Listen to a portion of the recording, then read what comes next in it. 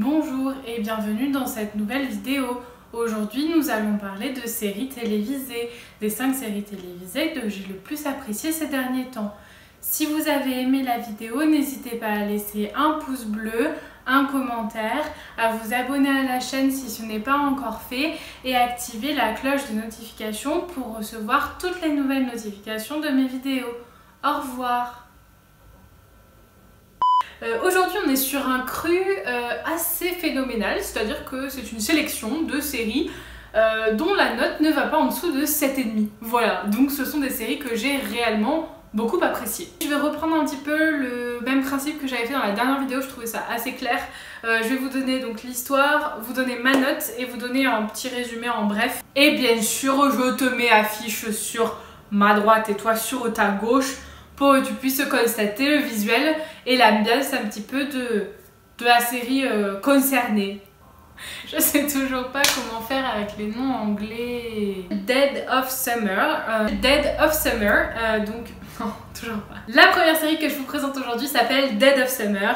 Un été maudit, c'est le titre complet. C'est une série qualifiée d'horreur, c'est une série américaine qui est produite et diffusée aux USA depuis 2016 et en France seulement diffusée en 2018. La série comporte une seule saison et cette saison comporte 10 épisodes. Ce sont des épisodes d'une quarantaine de minutes environ, donc un format classique de série télévisée. Le petit bonus, c'est qu'il devait y avoir une saison 2 pour faire de la série une forme d'anthologie, mais la série a été annulée. La seule saison qui existe est tout à fait regardable toute seule, il n'y a pas de souci, l'histoire se termine. On se trouve au début de l'histoire, fin des années 1980, et un groupe d'anciens élèves se retrouve pour la réouverture de leur camp de vacances de quand ils étaient petits. Et en fait, ils ont été appelés par Déborah, qui est donc la gérante de ce camp de vacances, qui elle-même passait ses vacances quand elle était toute petite. Et en fait, ces jeunes gens, ce groupe de jeunes élèves, est censé être moniteur pour les nouveaux enfants qui vont venir cet été-là sur le camp de vacances, qui s'appelle Stillwater. Parmi le groupe d'élèves, il y a bien sûr Amy, qui est la petite nouvelle du groupe d'élèves et qui a un petit peu de mal au début à s'intégrer. À un moment, tout commence à bien se passer, mais ce ne sera pas un été calme, chaud et cool, parce que des petits événements très étranges qui vont commencer à inquiéter un peu tout le monde vont commencer à se passer et principalement à concerner la jeune Amy, donc la petite nouvelle du groupe d'amis. Je sais que ça fait un petit peu court comme résumé, c'est pour ça que dans la barre d'infos je vais vous mettre les bandes d'annonces quand j'arrive à les trouver des différentes séries, les trailers, comme ça vous pourrez aller les voir. Pour ce qui est de ma note pour cette série, je la noterai avec un 7,5 sur 10. Parce que je trouve que la trame de fond est hyper basique. On a une nouvelle dans un groupe d'élèves, ils réouvrent un ancien camp de vacances qui n'a pas été ouvert depuis 50 ans. On s'y attend quoi, voilà, on sait ce qui va se passer et on sait que ça va être la merde. Par contre je trouve que l'ambiance est assez inquiétante. Alors c'est mon point de vue parce que bon, chacun est sensible plus ou moins aux ambiances un peu horreur et thriller, mais moi je trouve que pour moi l'ambiance est assez inquiétante. On sait pas trop qui a raison, qui a tort, on sait pas trop ce qui se passe vraiment, ce qui se passe pas, ce qui est dans la tête des personnages, ce qui est réel, enfin bon voilà, je trouve que l'ambiance est assez bien installée. L'histoire des personnages est super bien décrite aussi, chaque personnage a sa propre petite histoire et on connaît l'histoire de tous les personnages. Je trouve que généralement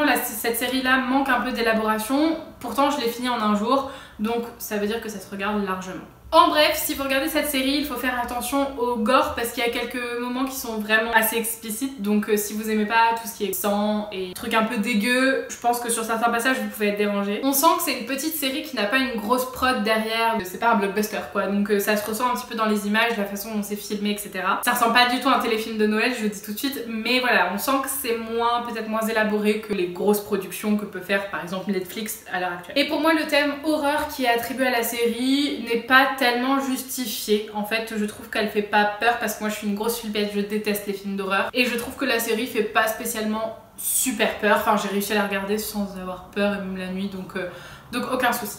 La deuxième série dont je vous parle aujourd'hui s'appelle The Good Place. The Good Place, c'est une comédie américaine encore, qui est produite et diffusée depuis 2016 aux USA et qui a été diffusée par Netflix, donc à l'international, en 2017. Pour l'instant, la série comporte 3 saisons qui ont entre 12 et 13 épisodes chacune. Ce sont là des épisodes de 20 minutes, donc ce sont des épisodes un petit peu plus courts, un peu plus rapides à regarder, et c'est assez plaisant, j'avoue, le format de 20 minutes, j'aime beaucoup. Pour mon plus grand bonheur, la saison 4 arrive à l'automne prochain. Et normalement ce sera la dernière saison de la série et après la série sera terminée. La série débute sur un homme qui accueille dans son bureau une certaine femme qui s'appelle Eleanor Shellstrop. Et cet homme se présente comme étant Michael. Et Michael annonce à Eleanor qu'elle est morte en fait. Et il lui explique qu'elle est arrivée au bon endroit et que ce bon endroit est accessible uniquement aux personnes qui ont eu une vie exemplaire sur Terre et qui sont vraiment des âmes pures. Et le bon endroit bien sûr est opposé au mauvais endroit qui est donc l'endroit où les gens qui ont fait vraiment du mal sur Terre, qui se sont mal comportés, sont envoyés après leur mort. Donc dans le bon endroit, tout est beau, tout est super bien régulé et chaque personne qui arrive au bon endroit se voit attribuer une maison qui est décorée selon ses goûts personnels et chaque personne qui arrive au bon endroit se voit attribuer aussi une âme sœur. Donc une personne qui, selon les calculs des grands pontes du bon endroit, est la personne parfaite pour Eleanor notamment. Et son âme sœur se retrouve être un certain Chidi, qui est un homme de lettres et qui adore la philosophie. Sauf que Eleanor Shellstrop en fait n'est pas du tout une bonne personne et elle se rend compte qu'elle a été envoyée au bon endroit par erreur. Donc voilà, donc l'histoire de cette série c'est qu'on suit la quête d'Eleanor pour rester au bon endroit parce qu'elle n'a pas du tout envie d'être envoyée au mauvais endroit. Mais ça ne s'arrête pas là et je ne vous raconterai pas la suite. Parce que vraiment l'intrigue va beaucoup plus loin que ce simple petit cliffhanger que je vous livre juste là. Pour ce qui est de la note que j'attribue à cette série, je mets 10 sur 10 à cette série. En fait c'est littéralement ma comédie préférée de toutes les comédies en série télévisée que j'ai pu voir. C'est vraiment mon gros coup de cœur. C'est léger, c'est hyper bien construit. Tous les événements découlent les uns des autres, c'est hyper fluide. L'intrigue va beaucoup plus loin que ce que je vous ai énoncé là dans le synopsis. Et vraiment c'est vachement bien apporté on va dire. C'est pas l'intrigue va beaucoup plus loin et on vous balance des trucs comme ça, c'est vraiment super bien amené. L'intrigue est vraiment vachement bien développée. Les personnages sont ultra attachants, chaque personnage a toujours son histoire et c'est vraiment très élaboré et je trouve qu'ils sont tous très attachants. Et les acteurs, mon dieu mais les acteurs sont si bons. C'est une série que donc on a regardé à deux et franchement on se tapait mais des barres de rire. Vraiment c'est une des comédies où j'ai le plus ri quand je l'ai regardée, vraiment. En bref, c'est un humour assez simple et assez décalé, presque des fois à la limite de l'humour nul qu'on pourrait qualifier comme ça. Mais moi ça me fait si rire, donc après bon chacun a sa forme d'humour préférée. C'est vraiment sans prise de tête. Si vous avez envie de regarder une série qui vous demande pas du tout de réflexion, c'est vraiment sans prise de tête. Et c'est très bien construit, c'est très bien amené. L'intrigue est vraiment super bien élaborée et c'est très plaisant à regarder. La troisième série s'appelle Dead to Me. Donc là encore une fois c'est une comédie mais plus à tendance humour noir. C'est une série américaine diffusée et produite depuis 2019, donc assez récente, je crois que c'est mars 2019 pour être précise. La série comporte pour l'instant une seule saison avec 10 épisodes et chaque épisode dure environ 30 minutes. Donc c'est un format entre le format long 40 minutes et le format court 20 minutes et c'est assez plaisant je dois dire aussi. Et la bonne nouvelle encore c'est que la saison 2 est en production.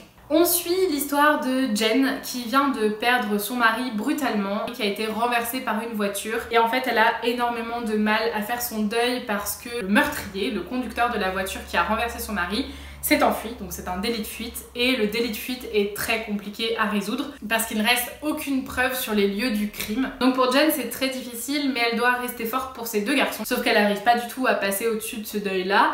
Et elle décide de s'inscrire à un groupe de parole. Et dans ce groupe de parole, pour les personnes endeuillées comme elle rencontre Judy, qui est une jeune femme qui elle a perdu son fiancé récemment. En fait ils étaient en train de dîner l'un en face de l'autre et son fiancé a fait une crise cardiaque. Donc c'était assez fort aussi pour Judy et en fait elle se lie d'amitié sur base de deuil en fait parce qu'elles ont vécu la même chose. Et elle se lie d'une amitié très forte. Sauf que on va se rendre compte que Judy renferme un secret personnel très important.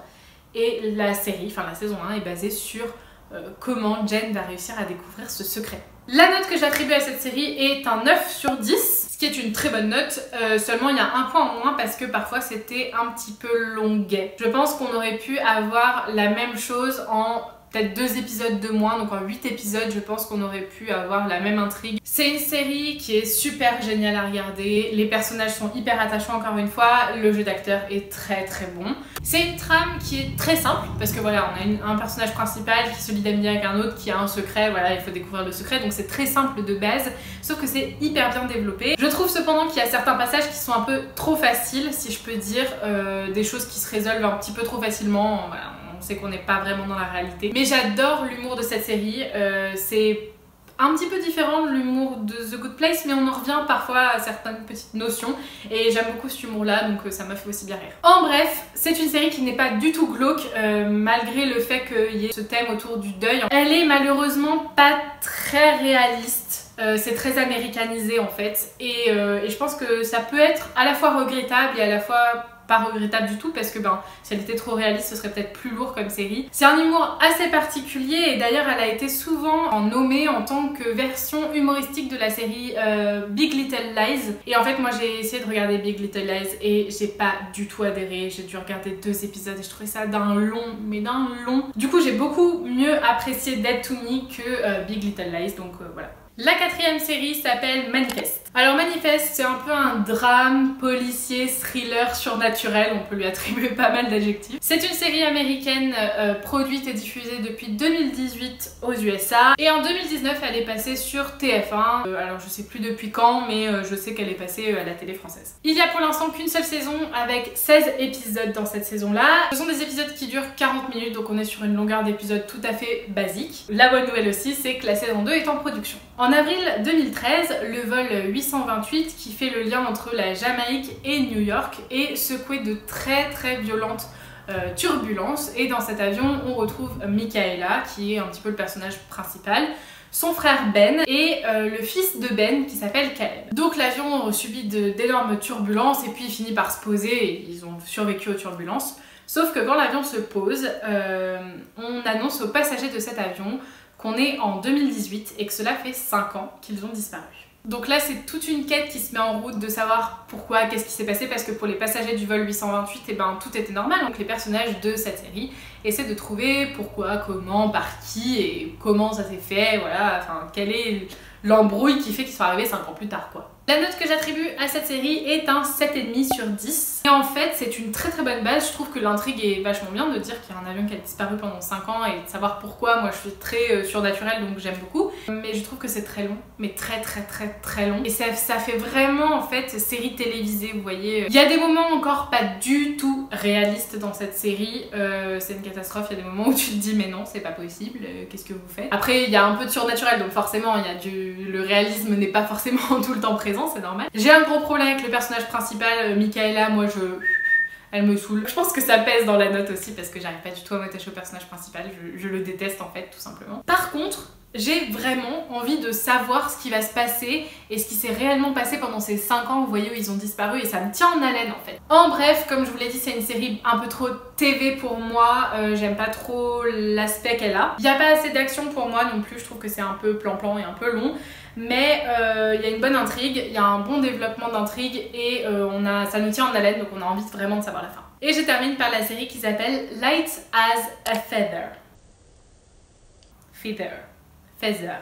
Light as a Feather. Donc c'est une série qui est aussi entre l'horreur, le drame et le thriller. C'est une série américaine qui a été produite et diffusée en 2018 aux USA et qui a été diffusée en 2019 en France. Pour l'instant, la série comporte une seule saison avec 10 épisodes et ce sont des épisodes d'une vingtaine de minutes environ. Et la saison 2 est en production, donc il va y avoir une saison 2. 5 adolescentes qui sont dans le même lycée décident le soir d'Halloween d'aller jouer dans un cimetière à se faire peur et de jouer au jeu Light as a Feather, Stiff as a Board. En français, ça donne léger comme une plume, raide comme la mort. Donc ce jeu consiste en fait à nommer un chef de jeu qui va placer ses mains sur la tête d'une personne choisie qui est allongée au milieu des autres et le chef commence à raconter l'histoire de cette personne, donc c'était une petite fille ou un petit garçon et va inventer une mort pour la personne qui est allongée. Il peut être écrasé par un train, il peut sauter par un pont, On dit pas sauter par un pont, on dit sauter par-dessus un pont, mais c'est pas grave. Et tout le monde passe comme ça, les uns à la suite des autres. Donc elle joue à ça ce soir-là, ces 5 adolescentes, et